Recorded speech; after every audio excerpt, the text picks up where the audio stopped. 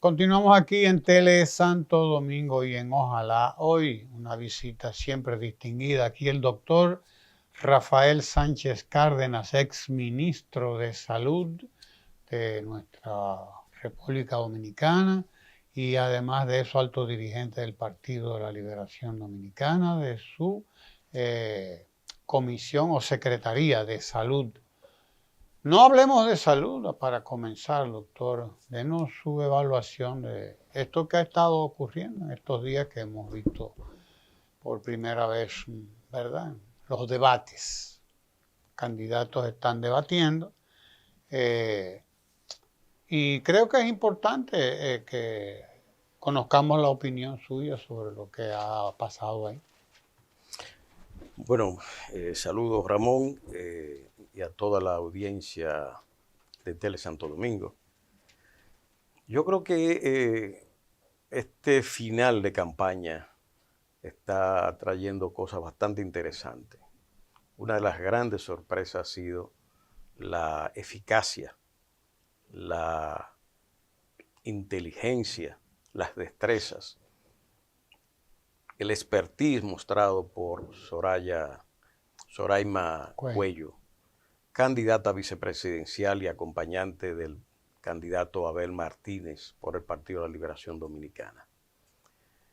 Iniciando con ese debate, lo que se ha visto y ha recibido una valoración excelente es precisamente la superioridad, la elegancia, la inteligencia, el dominio temático que exhibió durante esa contienda ante el país que recientemente concluyó.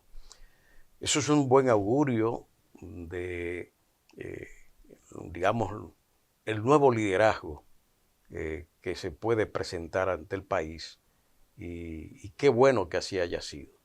Soraima fue un gran inicio de este par presidencial del Partido de la Liberación Dominicana y que anoche con Abel Martínez en un debate muy diferente y más, digamos yo, igualitario en cierto sentido que el de las candidatas a la vicepresidencia, porque allí estaba todo de un lado. Era Soraima encabezando todo el procedimiento del debate en cada uno de los temas con un conocimiento extraordinario.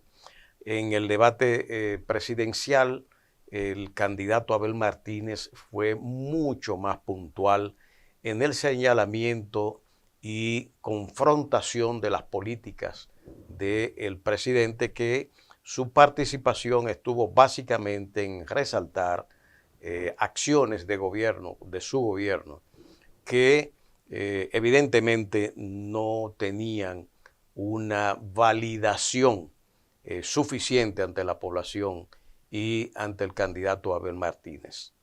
Yo creo que es un buen inicio para que las campañas políticas siempre estén mediadas por estos debates presidenciales y congresuales para edificación y hasta de motivación a la población de que el ejercicio del voto es necesario para mantener un equilibrio democrático con la legitimación del voto. Y yo creo que nunca antes se había visto una necesidad tan importante de que la población salga a votar, porque es bastante claro de que el gobierno actual, en su afán reeleccionista, está buscando desmotivar a altas fracciones de la población a que no acudan al voto, creando la percepción de que lo irremediable es la victoria del gobierno y que la oposición no tiene oportunidad.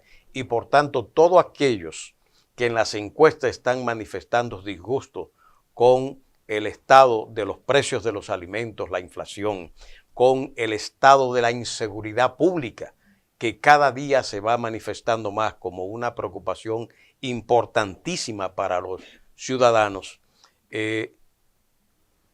no ejerzan su derecho al voto. Las encuestas lo dicen. Más del 60% preocupado extraordinariamente por la inflación, el desempleo, la inseguridad. Y entonces, en las mismas encuestas, eso que están dando mayoritariamente la valoración negativa del gobierno, aparece entonces el presidente con una valoración exactamente igual al disgusto.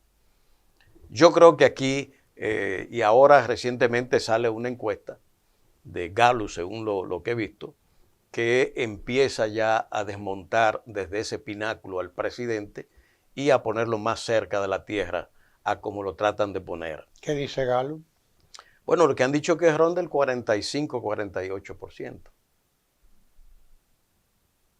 O sea que no está en el 60, ni en el 70, ni en el 80. Y creo que con el ejercicio de uso de los recursos del poder que se ha hecho, que está permanentemente accionando diariamente en la persecución, yo diría que con los padroncillos, de buscar dónde están los opositores para, mediante bancos móviles, comprar a quien esté en venta o esté tan lábil, tan difícil su situación, pueda ser comprado mediante estos bancos móviles de dinero efectivo con el que andan por los barrios y callejones comprando gente, con ese famoso programa tan celebrado que quieren hablar del 1424. No es más que un programa, usted no ha visto el diseño de ese programa, los objetivos, las metas, los procedimientos, ¿dónde están? No, son un mecanismo de distribución de dinero y de facilidades desde el Estado y sobre todo de los programas sociales, con fines de neutralizar la posibilidad de que ese voto preocupado por la inflación, por la inseguridad, por el desempleo, se exprese en contra del propio gobierno reeleccionista. De manera que yo creo que esa es una parte positiva y Abel Martínez hizo un buen trabajo durante ese debate. El tema o los temas son más o menos persistentes. Costo de la vida, inseguridad, Haití, la presencia del tema haitiano, la migración, son más o menos. Creo que sobre esto último, Abel Martínez tuvo una participación acertada cuando señala que en la frontera haitiana no es el muro, es un muro empresarial lo que se necesita. Me llamó mucho la atención, fue el único que lo planteó y eso pasó así, como si nada, ¿no? Y realmente, creo que es un enfoque válido, porque lo que se nos dice permanentemente es otra cosa, nada más que el castigo, que la deportación, cuando realmente el enfoque debía ser hacia ahí, que no sé a usted qué le pareció, pero a mí me pareció, es un detalle interesante, que el único que lo presentó fue Abel, que dijo, un muro no puede ser un chin de cemento con cosas, tiene que haber un muro empresarial. ¿Para qué? Para Mire, lo que esa fue una de las novedades que pasó, digamos, inadvertida para mucha gente que no se ha dado cuenta la trascendencia que tiene los enfoques del tema fronterizo. Recordemos para la historia la fundación de ciudades que hizo Trujillo para contener la despoblación en las fronteras, que creaba las condiciones para ser poblada por los vecinos, en vista de que allí no había actividad, no hay seres humanos, sino grandes sabanas y montañas desiertas. Desde la colonia, desde Osorio. Bueno, Osorio, la política de despoblación fue precisamente una de las medidas que condujo a la fundación de Haití. Claro.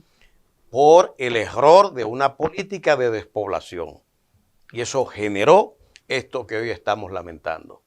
España, en su ceguera imperial, no se dio cuenta que lo que sus contendientes estaban desarrollando mediante el comercio iba a conducir a la toma del territorio y posteriormente la importación de mano de obra esclava, con la cual se creó el más grande asentamiento y fábrica de azúcar que la historia recuerde.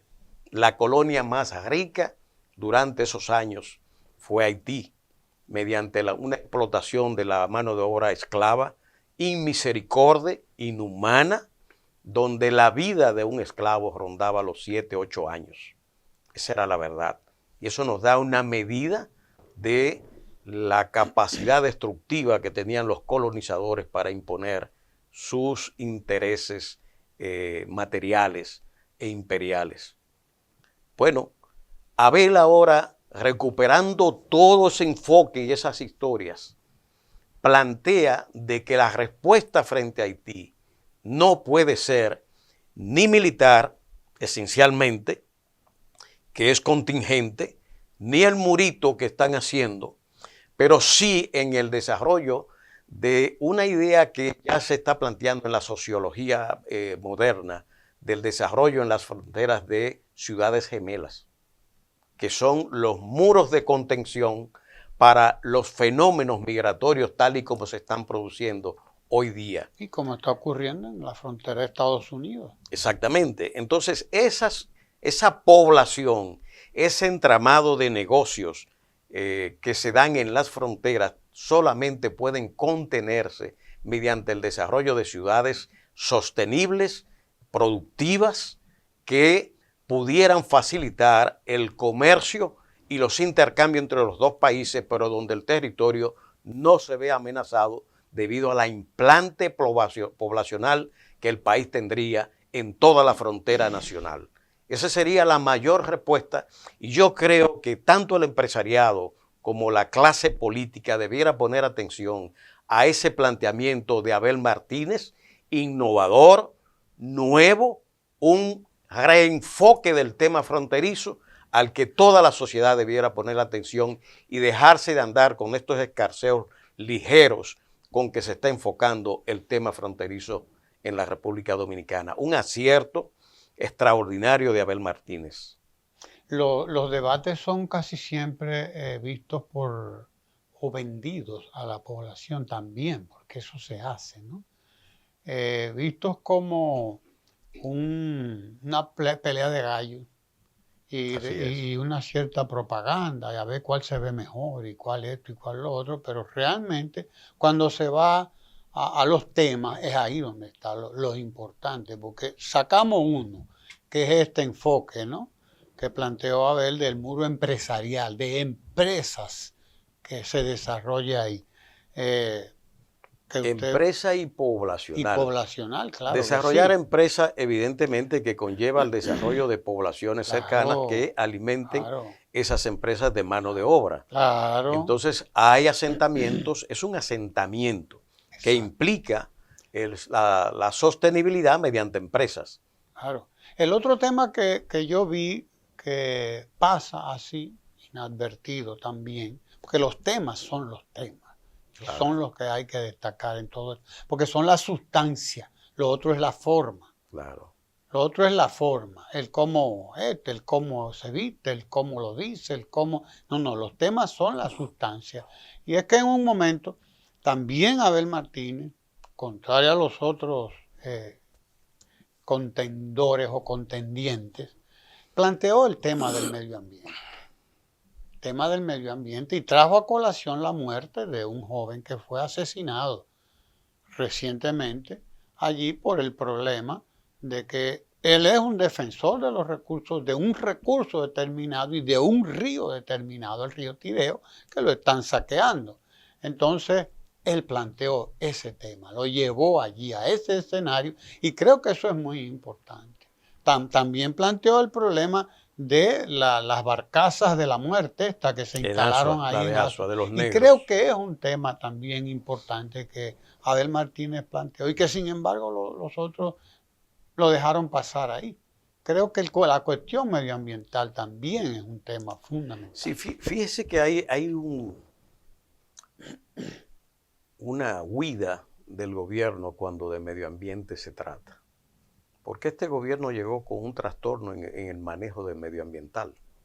a tal punto que ocurrió la muerte de un ministro en su propia oficina, vinculado a un tema también medioambiental, los permisos y una serie de irregularidades que allí chillaban.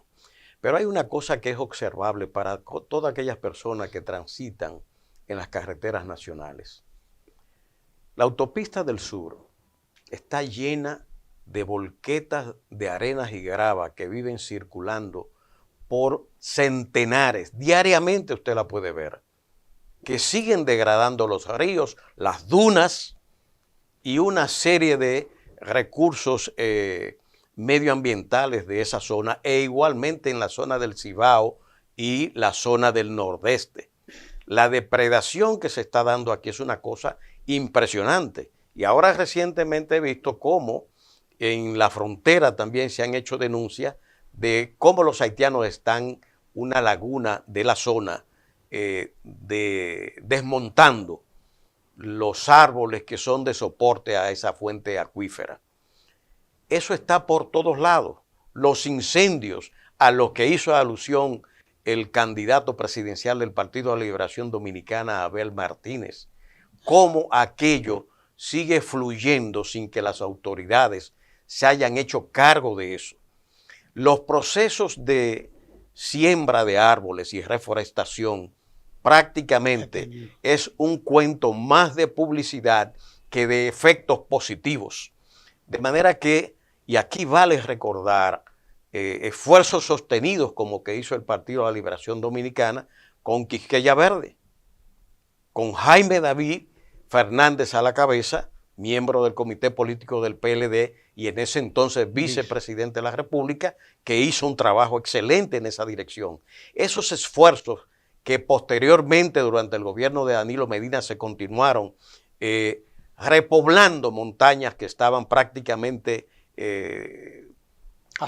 asoladas, al menos con aguacate y otros productos que aunque no sean la solución más adecuada medioambientalmente, al menos son un amortiguamiento importante para el tema de la degradación de suelos que se está dando, pero además para el tema de la productividad para los pobladores y productores locales que necesitan un medio ambiente sano que aumente la protección contra la erosión, que mejore las lluvias para disponer de más agua, pero que además le permita tener frutos para el comercio y el mantenimiento de todas esas poblaciones, dando trabajo.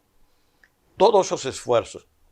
Ahora lo que estamos mirando es desmonte, agravamiento de la extracción en los ríos y cosas por el estilo. Esto no se detiene y la política que está planteando Abel Martínez nueva vez sigue siendo la mejor propuesta que vimos en ese debate. Tanto en la participación de Soraima Cuello como en la de los candidatos presidenciales, salió a colación el tema de la salud, que es un tema que usted maneja, muy sensible además. Y habló Soraima de la instalación del 911 y de todos esos programas que fueron fundamentales y que se han manejado ahora de manera tan olímpica, como lo dijo Soraima, es decir, las páginas digitales, la información, no hay transparencia en la información. También es un tema que surgió en estos debates. Usted que ha manejado también este elemento, ¿cómo usted ve el planteamiento de los candidatos sobre el tema de salud?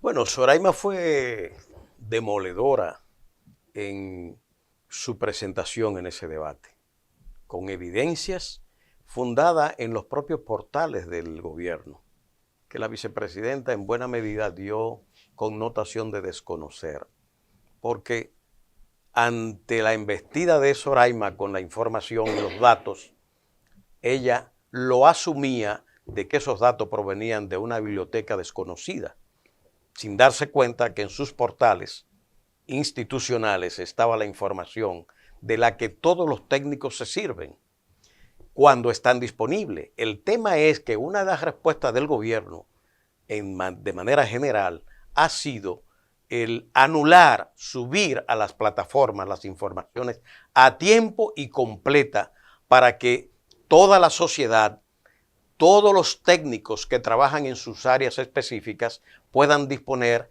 del movimiento de la producción de salud, la producción educativa, agrícola, etc. Yo he visto en este mismo canal a Segura Foster poner en evidencia la falsía de la información que se está manejando como publicidad y propaganda, pero con falsedades. Yo lo he vivido y lo he denunciado incesantemente en el campo de la salud. Fíjense ustedes que en esos debates se evadió mucho, tanto en la vicepresidencia como en la presidencia, el tema salud, porque el año pasado y la gestión ha sido desastrosa en materia de salud. De eso no hay duda. Y en materia de transparencia, lo he dicho en múltiples ocasiones, el portal de la Dirección General de Epidemiología no ha publicado un boletín este año y ya se está yendo el mes de abril, de manera que estamos hablando de más de 12 semanas en las cuales no se publica un boletín en un año en el que de nueva vez, además del año pasado, el dengue está en una fase verdaderamente eruptiva en las Américas, con alertas epidemiológicas. Pues no sabemos qué está pasando. No sabemos qué está pasando con la mortalidad materna este año, porque la Dirección de Epidemiología del Ministerio no han publicado los boletines. Es más, el 27 de febrero el presidente rindió cuentas del año 2023. Allí el presidente usa indicadores que no son indicadores sólidos, ni nunca lo han sido, que se dieron millones de consultas, que se dieron millones de pruebas de laboratorio y millones de pruebas de imágenes. El presidente habló el 27 de febrero y el 5 de abril se publica el boletín 52 que cerraba el año 23. De manera que cuando él habló no se había cerrado el año 23 y él debió rendir cuenta de eso. Por eso no habló de esa situación. ¿Pero por qué? Bueno, porque ese boletín 52 del 2023 traía la información de que el año 23 el cólera tuvo un incremento de 1.800%. Que tuvimos un año epidémico por dengue el año pasado, donde hubo, según ellos, 28.000 casos, pero indudablemente que fueron más. Se creó un gabinete contra el dengue, ¿no lo recuerdan? A partir de las denuncias que hicimos sobre la manipulación de los datos, no hubo más que admitir, contrario a lo que decían la semana anterior de que todo estaba bajo control, la siguiente semana se crea ese gabinete para afrontar la grave situación del dengue del año pasado. Y un dato importantísimo, la mortalidad materna que estaba en el 2022 en 109 por cada 100.000 nacidos vivos, subió en el 23 a 127 por cada 100.000 nacidos vivos. Un incremento de 16%. Pero el presidente dice que se dieron millones de consultas, siempre son millonarias. A lo que la mayor parte de la gente va es a una consulta. Y de la consulta sale una indicación para que se haga un examen laboratorio o se haga una imagen, una sonografía, una radiografía, una tomografía. Siempre son millonarias, siempre lo han sido, siempre lo serán. Claro. No son los internos la mayoría, ni los muertos son la mayoría. Son las consultas, son los exámenes de laboratorio y las imágenes. De manera que es una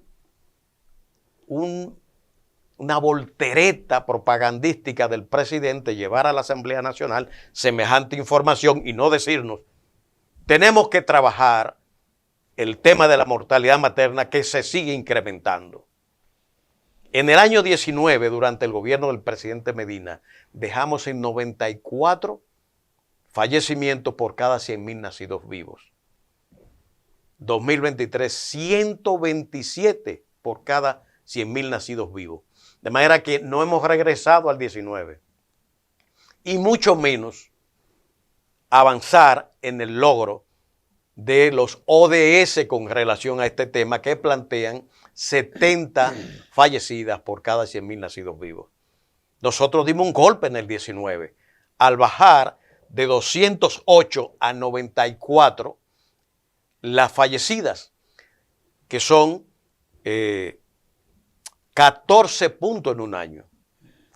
Repetir mediante ese programa que desarrollamos de contención de la mortalidad materna e infantil, 14 puntos más nos iba a situar a 10 puntos del cumplimiento de la meta de los ODS en 2 años.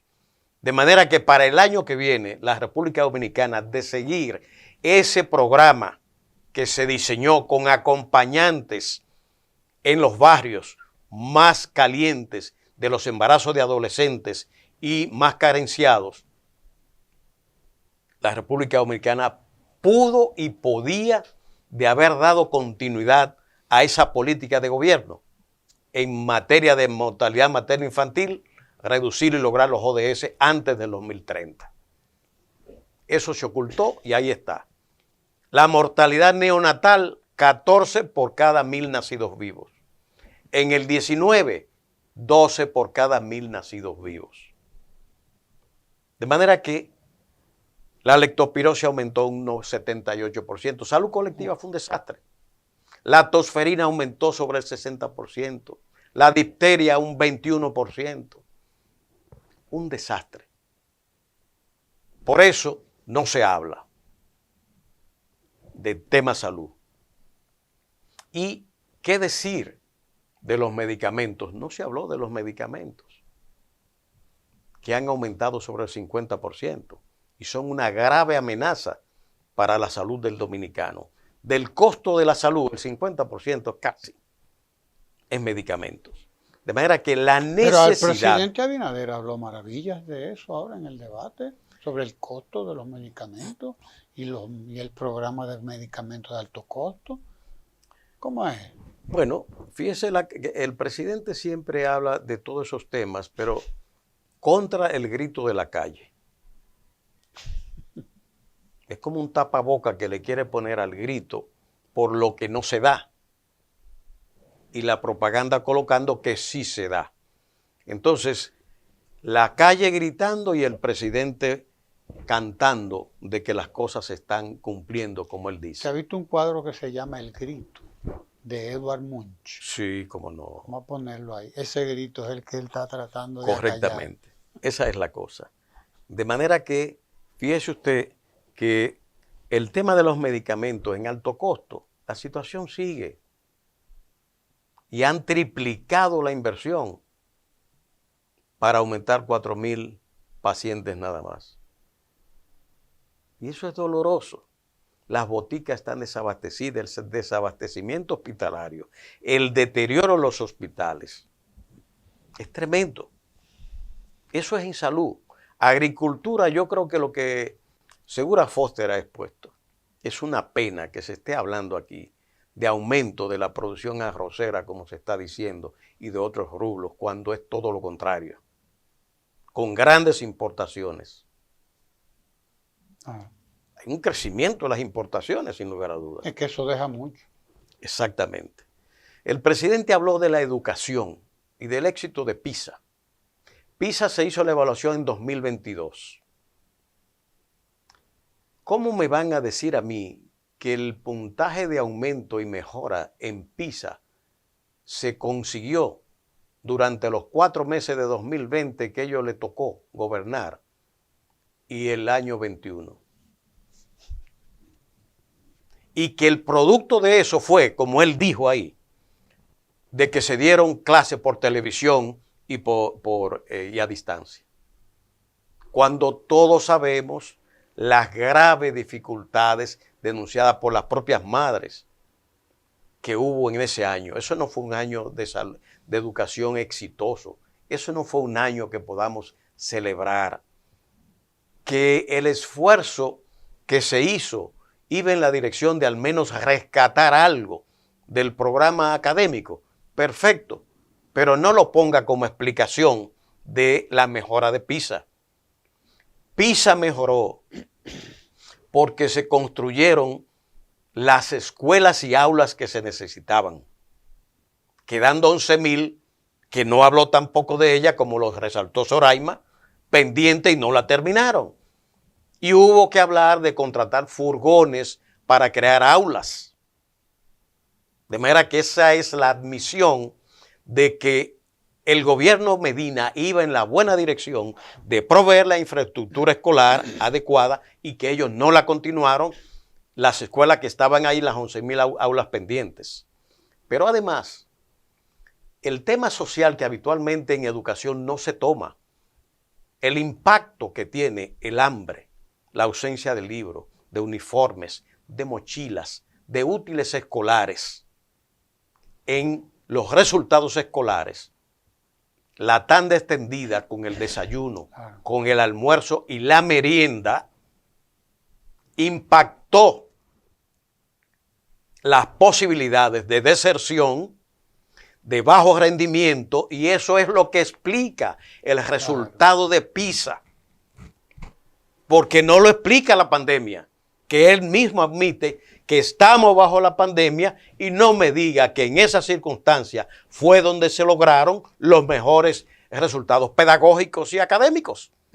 No, la base estaban sentada y se pudo avanzar porque hubo menos hambre en los estudiantes, más atención, 8 horas de clase, más dedicación, más tiempo, no las 2 horas y media que se daban. Eso es lo que explica la mejora. Lo que tiene que hacer el gobierno es ser humilde, no pensar que han parido un país nuevo. Ellos lo encontraron hecho todo. Lo que tenían que dar es continuidad a las políticas. Ese es el desafío, no la propaganda, de creer de que ellos inventaron la república en agosto del 2020. Un parto que habían tenido de un país. Los nuevos trinitarios. Un país nuevo que no existía. Un país que se llenó de supermercados en todas las provincias. Una infraestructura de comunicación que usted va a cualquier lado con calles y carreteras tapizadas, llenas de escuelas, de hospitales nuevos que le entregamos y que están deteriorándose. Un país con una trama empresarial impresionante, hija de los gobiernos, los 20 años que tanto ellos denostan, hecha por el PLD. Creció el turismo porque se crearon las infraestructuras y los costos. Creció y mejoró la educación porque se hicieron las inversiones. Se mejoraron la preparación de los profesores en un continuo. Se resalta el presidente que aumentaron 2 millones en SENASA de los subsidiados. Continuidad de políticas. Porque, y los 6 millones anteriores, ¿quién lo puso? Danilo Medina. Que aumentaron 1 millón adicional para las enfermedades catastróficas. Y el primer millón, ¿quién lo puso? Entonces eso es continuidad. Y por eso siempre he dicho que hay que reconocer que SENASA, a través de SENASA, se cumplió esa política de mejora de esa oferta. Pero fíjese usted la diferencia entre la disrupción, la ruptura de las políticas y usar un derrotero nuevo de importaciones como se hizo en agricultura, abandonar las visitas sorpresas y la asistencia técnica y financiera a los campesinos con los resultados que tenemos. Y que la compensación de importación no da. Así es. Mire, doctor, se nos agota el tiempo, pero no quiero que usted se vaya sin que toquemos el asunto del fraude inducido, como le llaman. Que la gente no vote. Eso es lo que se está tratando. Y lo traigo a colación porque vi a una periodista, amiga de un amigo de nosotros, una periodista que parece que es del tiempo de Franco allá en España, que ayer terminó un artículo que decía exactamente eso, que si ya las elecciones están decididas, ¿para qué ir a votar? Decía esa señora que trabaja en un periódico, una revista comercial de esas que le llaman Diario Libre, creo. Y ella lo decía así, pero sin ningún empacho, sin ninguna vergüenza. O sea, ¿para qué votar? Decía, ¿para qué ir temprano a votar? Hay una insistencia en esto. El presidente Abinader también lo ha dejado caer y todos ellos manejan este tema. Cerremos nuestra entrevista con su apreciación sobre esto. Bueno, yo creo que es penoso lo que estamos viendo de la inducción a la abstención. Múltiples, unas muy sutiles, otras mediante el uso del plan social a personas y familias para que, mediante la asistencia que le dan, condicionada a que no voten. Y usted verá los escándalos que van a surgir con el 14-24 que tanto se está celebrando. Todas las barbaridades que ahí se están cometiendo con fines electorales. Eso es un programa electorero, reeleccionista, y ese es el papel que está cumpliendo y lo vamos a ver más adelante, porque eso es escandaloso lo que está pasando ahí. De manera que lo que es claro es que si la abstención electoral ronda de 28 a 31% como habitualmente ha sido, y la población sale y vota el 70%, el PRM no tiene cómo ganar. Ni en sus mejores tiempos, como lo fue con Hipólito Mejía en el año 2000, con la muerte reciente de Peña Gómez, la ilusión, la euforia PRDista al máximo, que no es lo que tenemos hoy. No es posible que el gobierno gane ni en primera y mucho más difícil en segunda vuelta. La única manera de que ellos se impongan en primera vuelta o en segunda vuelta es mediante la abstención. Si la gente sale a votar, las cosas serán otras muy diferentes a las que esos sectores que están motivando y dando por un hecho ya el proceso electoral de elección de la población, se van a encontrar entonces con mucha sorpresa. Pero el objetivo básicamente es que la gente no vote. Claro. Parar la votación, que la gente no le ponga caso a la política, a denostar cada vez más la política, a degradarla, para que la gente cada vez más se desagrade, aunque en el fondo sepan, porque eso que están promoviendo eso desde el periodismo, saben el involucramiento empresarial que hay para el logro de determinados objetivos políticos. Eso sí tienen que participar y participan mediante financiamiento, mediante comunicación, por todas las vías para facilitar el logro del propósito político que cada uno tiene. Pero el pueblo no. El pueblo que se quede durmiendo, que no vaya. Te vamos a llevar allá una tarjetica, te vamos a llevar unos pesitos, porque aquí andan bancos móviles, jipetas llenas de dinero, repartiendo por los barrios comida cruda y cocinada a como Dios mande. Esa es la realidad que está pasando. Por tanto, hay que llamar a la población, al pueblo llano, para que sepa de que la decisión política del voto es lo más importante en este momento y que no se deje confundir con los cantos de sirena que tiene el gobierno reeleccionista de que todo está resuelto, pero está resuelto si usted no vota. Claro. Si usted vota y va a ejercer su derecho al voto y su simpatía, usted verá que la historia será otra y no la que el gobierno y sus apoyadores está conformando y vendiendo la percepción ante la opinión pública. Gracias al doctor Rafael Sánchez Cárdenas. Quédese ahí en Tele Santo Domingo. No se mueva. Tele Santo Domingo, televisión con sabor dominicano.